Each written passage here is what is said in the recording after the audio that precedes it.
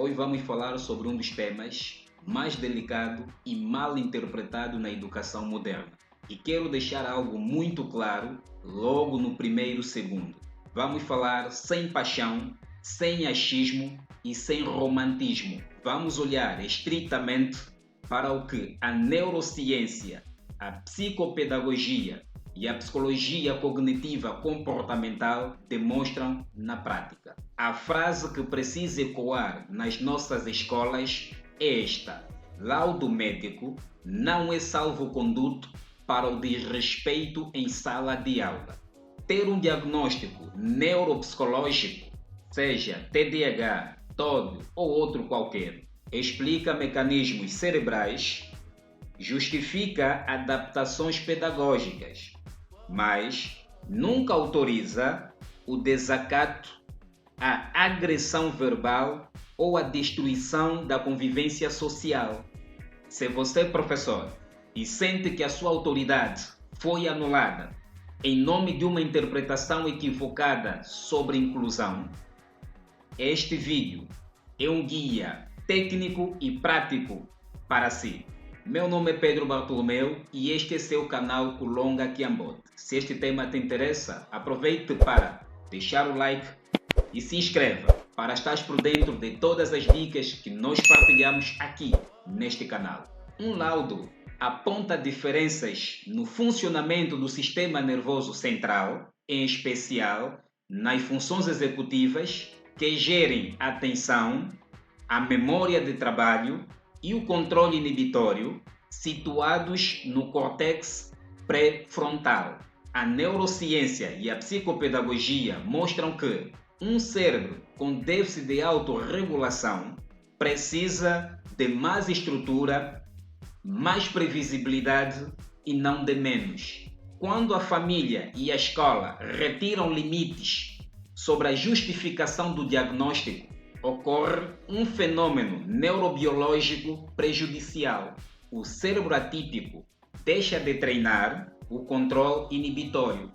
Meu colega, a permissividade excessiva gera a hiperativação da amígdala cerebral e isto aumenta a ansiedade do próprio aluno. Ou seja, quando a família e a escola são permissivas de forma excessiva, acabam por prejudicar a própria criança.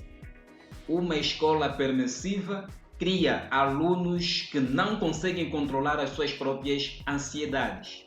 A adaptação curricular é um direito inalienável do aluno. Um aluno com uma necessidade neurodivergente tem o direito de ter um tempo de prova adaptado. Ou seja, a forma de o avaliar, o tempo de o avaliar deve ser diferente, deve atender às suas necessidades, à sua realidade, a linguagem fraccionada e o suporte visual.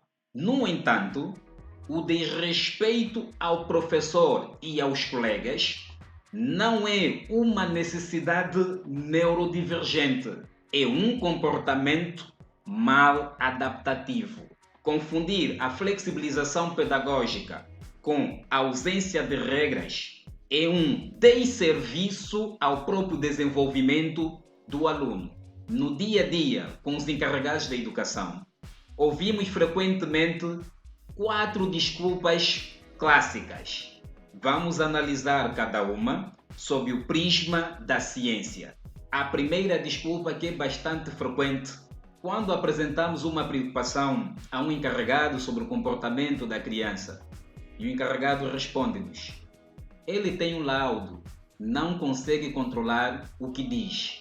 Eu não sei se você já ouviu esta desculpa. Se já ouviste, deixe nos comentários dizendo que já recebi esse tipo de desculpas. Agora, precisamos ver o que a ciência diz. A intenção aqui é ver as desculpas frequentes e o que a ciência defende quanto a essas desculpas que os pais encarregados da educação em muitos casos apresentam. Vê o que a ciência responde. A neurodivergência dificulta a regulação emocional. Sim, dificulta a regulação emocional, mas não impede a aprendizagem comportamental.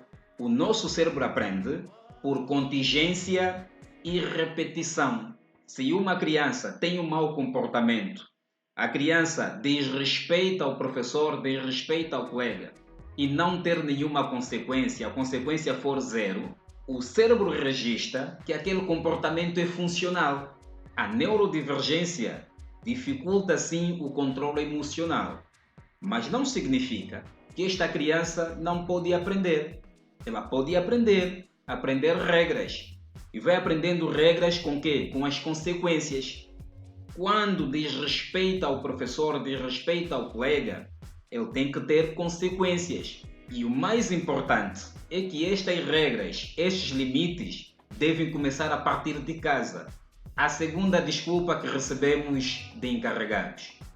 Quando você apresenta uma preocupação, o pai diz: ele é assim mesmo, é do temperamento dele. Eu lembro-me de ter acompanhado um caso assim, em que o filho desrespeitava o professor, desrespeitava os colegas. Quando notificamos a mãe apareceu e disse: não, ele é assim mesmo, é o temperamento dele. O avô dele também era assim, o pai dele também era mesmo assim. O deixem só, vocês lhe deixam aí. Quer dizer, a mãe justificava o comportamento do filho com o temperamento. Meu colega, a ciência responde que o temperamento é biológico, mas a conduta, o comportamento é aprendido. Todos nós nascemos com temperamento, cada um tem o seu temperamento. Temos pessoas que são melancólicas, coléricos, flemáuticos, sanguíneos, etc. Temos 4 tipos de temperamentos, cada um com seu temperamento. Mas a nossa conduta, o nosso comportamento, não nascemos com ele. A nossa personalidade é o somatório das características que nós herdamos, mais as características que nós vamos adquirir no meio em que nos encontramos.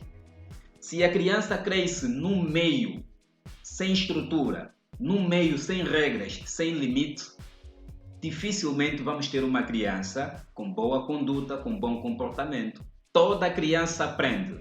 Só precisamos de métodos diferentes, técnicas e estratégias diferentes. A plasticidade cerebral permite que novos circuitos neurais de convivência sejam formados, desde que haja treino e firmeza. A terceira desculpa de muitos encarregados, quando você apresenta a reclamação do comportamento da criança e o pai diz: vocês deviam ter mais empatia. Ele sofre de ansiedade, professor, mais empatia. O que a ciência responde nesses casos? A psicologia prova que regras claras reduzem a ansiedade. A incerteza sobre o que é permitido, o que não é permitido, acaba por criar um ambiente caótico que contribui ainda na desregulação da própria criança, do aluno. A quarta desculpa, quando apresentamos reclamações ou preocupações aos pais encarregados de educação, o encarregado responde: ele só reagiu porque o professor o corrigiu. O que a ciência responde nestas situações? Olha, a ciência ensina-nos que tolerar a frustração e respeitar a autoridade é o pilar da maturação socioemocional.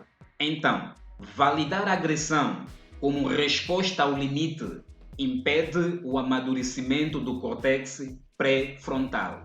Agora, como é que o professor deve agir na hora do incidente? Meu colega, preciso da sua resposta. Dentro da sala de aula, quando o desrespeito acontece, como é que você, professor, deve agir sem perder a razão nem a saúde mental? Eu vou te passar 3 estratégias neuroorientadas. Mas antes, não deixe de dar o like e se inscreva para estar por dentro de todas as dicas que nós partilhamos aqui neste canal. A primeira estratégia é a estratégia da desescalada emocional. Quando o aluno desacata as orientações, a amígdala dele está sequestrada. Se você gritar, vai acabar por ativar o circuito de luta ou fuga, que é um instinto. Então não grite. Fale num tom de voz baixo, firme e desacelerado. Okay? Então, estás a conversar com a criança, com o aluno, você não pode alterar mais, porque ele já está com a sua amigdala sequestrada.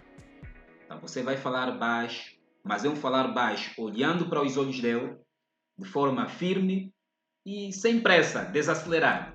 E um elemento muito importante, mantenha a distância física de segurança com a criança. Não fique muito próximo à criança. Mantenha a distância e dê comandos curtos. Não dê muitas orientações. Você vai falar para a criança. Rodolfo, a instrução agora é para guardar o telemóvel. É uma instrução curta, de forma calma, firme e desacelerada. Segunda estratégia é a estratégia da separação do sujeito da conduta. Professor, nunca rotule a criança. Não diga, você é mal educado. Diga, o seu comportamento neste momento viola as regras da sala. Ou seja, você ataca o comportamento e não o aluno, não a pessoa. Isso remove o conflito pessoal e foca no cumprimento do contrato didático. A terceira estratégia é a estratégia do registro factual. Registro de factos. Ao encaminhar o caso para a direção ou para a equipa inclusiva, meu colega, não escreva adjetivos emocionais. Dizer, não, o aluno foi insolente, o aluno é mal educado. Não escreva isso no relatório. Escreva factos observáveis. Por exemplo, às 10 horas e 15 minutos, o aluno tal recusou guardar o dispositivo. Preferiu palavra X, interrompeu a aula X, tocou no colega X. Então, você está a apresentar factos, estás a relatar factos. E os factos anulam aquela narrativa de que o professor está a perseguir o aluno, o professor está a atacar o aluno. Não, você só está a narrar factos. E um elemento muito importante, chamo sempre a atenção nos treinamentos, sempre que vou dar treinamento. Professores, registrem os factos. Escrevam. Tenha sempre um caderno, uma agenda para registrar os acontecimentos, para te prevenir, para te proteger quando for chamado. Nada de falar das suas emoções. Fala de factos. Registra. Tem aí a lista de controle de presença, controle da entrega dos trabalhos. Deixe um trabalho, deixe uma tarefa, a criança não fez, registra. Na própria folha escreva, não fez a tarefa. Mandaste exercício para casa, os pais não acompanharam. Escreva. Estou a dizer, siga isso que eu estou a dizer, escreva. Deu trabalho em grupo tal, um trabalho adaptado para a criança que os pais deviam acompanhar, os pais não acompanharam, escreva. Se necessário, no próprio caderno da criança, coloque observação. Tarefa do dia X, coloque a data. Dia X de X, a criança levou a tarefa para casa e os pais não acompanharam. Documente isso. Qualquer problema que tiver, esses dados, essas informações te vão servir de defesa. Okay? É muito importante relatar isso. Colega, a inclusão verdadeira não é infantizar o aluno, nem fingir que as suas ações não têm impacto no coletivo. Preparar um aluno neurodivergente para a vida adulta e para o mercado de trabalho significa ensinar-lhe competências acadêmicas e competências sociais. Quando aceitamos o desrespeito sob o escudo do laudo, não estamos a incluir. Estamos a abandonar esse jovem e deixá-lo despreparado para o mundo real, onde as regras e o respeito mútuo são exigidos para todos. Se este vídeo trouxe alguma clareza pedagógica, não deixe de dar aquele like e se inscreva para estar por dentro de todas as dicas que nós partilhamos aqui neste canal. Eu vou deixar aqui o vídeo a seguir, onde eu ensino técnicas para lidar com a indisciplina na sala de aula. São técnicas utilizadas por melhores professores do mundo. Assista este vídeo, ok? Assista este vídeo. E qualquer dúvida que tiveres, não hesite, deixe nos comentários.